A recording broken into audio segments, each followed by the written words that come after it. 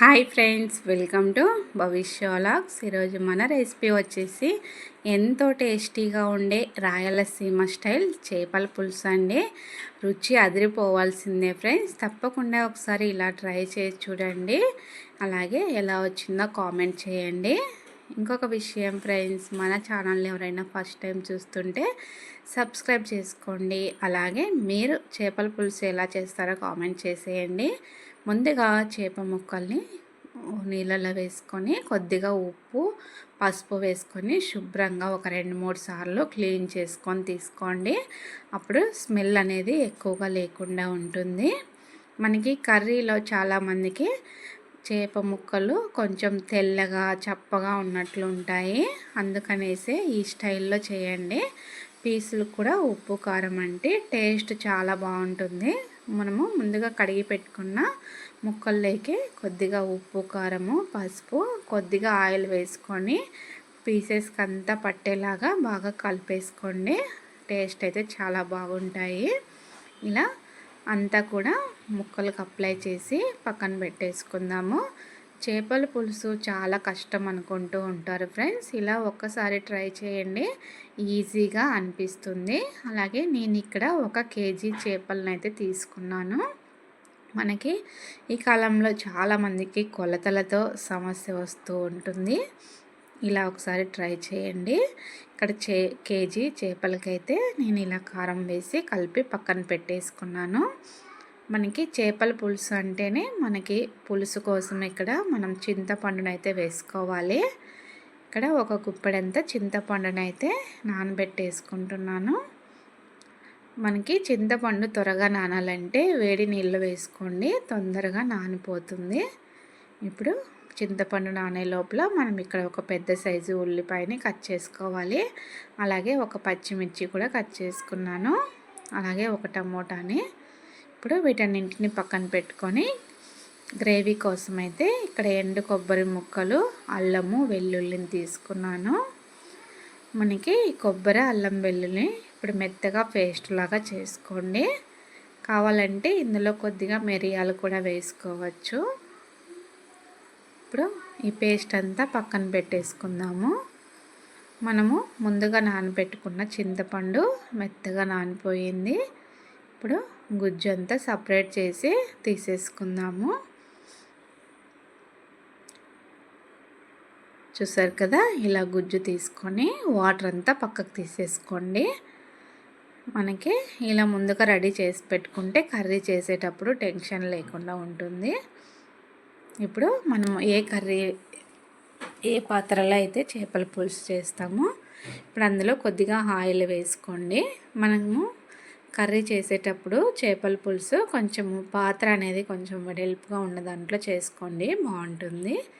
ఇప్పుడు oil heat చేసుకొని ఆవాలు జీలకర్ర అలాగే మనం ముందుగా కట్ చేసి పెట్టుకున్న ఉల్లిపాయ ముక్కలు ఇందులో వేసేసుకోవాలి.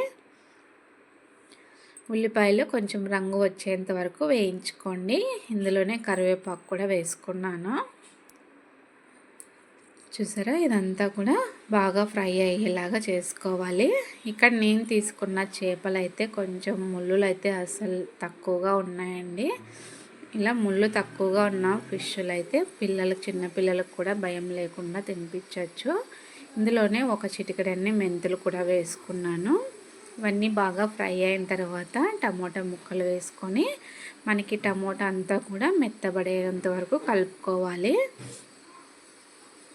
టమోటా బాగా ఫ్రై అయిపోయిన తర్వాత మనకి కారానికి తగినంత ఎండు కారం పొడి వేసుకోవాలి. అలాగే కొద్దిగా పసుపు అలాగే ఉప్పు ధనియాల పొడి వేసుకుంటున్నాను. మనం ఆల్రెడీ ముక్కల్లో ఉప్పు కారం వేసాం కాబట్టి ఇక్కడ చూసుకొని వేసుకోండి.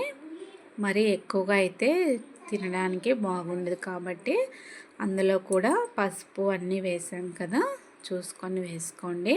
ఇవి ఫ్రై అయిపోయిన తర్వాత ఇప్పుడు మనం ముందుగా పేస్ట్ చేసుకున్నాం కదా కొబ్బరి అల్లం వెల్లుల్లి, ఆ పేస్ట్ని కూడా ఇప్పుడు ఇందులో వేసుకొని ఒకసారి అంతా బాగా కలిపేసుకోండి.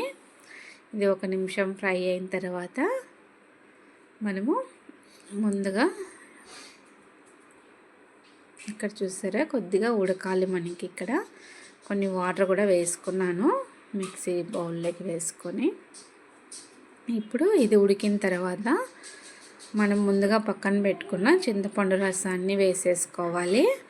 మనము ఈ చింతపండు రసం అంతా వేసుకున్న తర్వాత ఒకసారి బాగా కలుపుకోండి. ఇలా కలుపుకున్నప్పుడు మనకి గ్రేవీ అనేది తిక్కుగా ఉందా పల్చగా ఉందా చూసుకొని వాటర్ అయితే వేసుకోండి. మనము రైస్ లేకైతే కొంచెము గ్రేవీ కొంచెం వాటర్ లాగా ఉంటే బాగుంటుంది. మరి తిక్కుగా ఉంటే బాగుండదు, కొంచెం పల్చాగే ఉండాలి చేపల పులుసు అనేది. ఇలా ఉంటే సరిపోతుంది. ఇది మనకి ఇంకా ఉడికించుకోవాలి కాబట్టి ఇది ఉడికే లోపల మనకి సరిపోతుంది. ఇక్కడ ఏమైనా కారం ఎక్కువ తక్కువగా ఉంటే అడ్జస్ట్ చేసుకోండి. నాకైతే తక్కువ అనిపించింది, ఇంకొంచెం వేసుకొని కలుపుకుంటున్నాను. చూసారా, ఇలా ఒకసారి అంతా కలిపేసుకొని దీన్ని మూత పెట్టుకొని బాగా ఉడికించుకుందాము. కర్రీ అనేది బాగా ఉడికిపోవాలి. బాగా ఉడికిన తర్వాత మనము ముందుగా పక్కన పెట్టుకున్నాం కదా చేప ముక్కల్ని, వాటిని ఇందులో వేసేసుకోవాలి. ఇలా బాగా మరుగుతూ ఉండాలి మనకి పులుసు అనేది. ఇప్పుడు ముక్కలన్నీ కూడా ఇందులో వేసేసుకోవాలి. చూస్తున్నారు కదా ఫ్రెండ్స్, చాలా సింపుల్గా చేసుకోవచ్చు. మీరు కూడా ట్రై చేయండి. కొంచెం రాయలసీమ స్పెషల్ అంటే కారం ఎక్కువగా ఉంటుంది ఫ్రెండ్స్, కారం ఎక్కువగా తింటారు.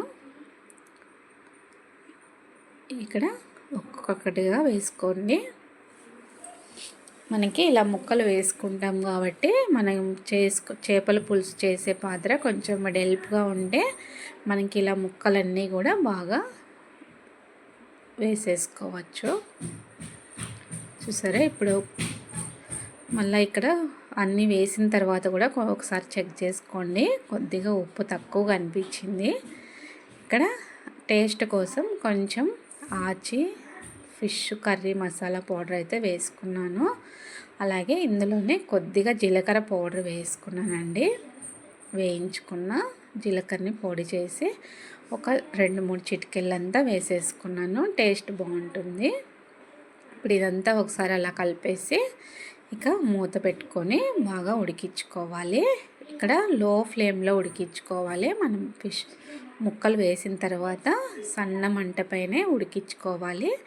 ఇది కొద్దిగా ఉడికిపోయిన తర్వాత ఇక చివర్లో మనము కొత్తిమీర చిన్నగా తరిగి వేసేసుకోవాలి ఫ్రెండ్స్.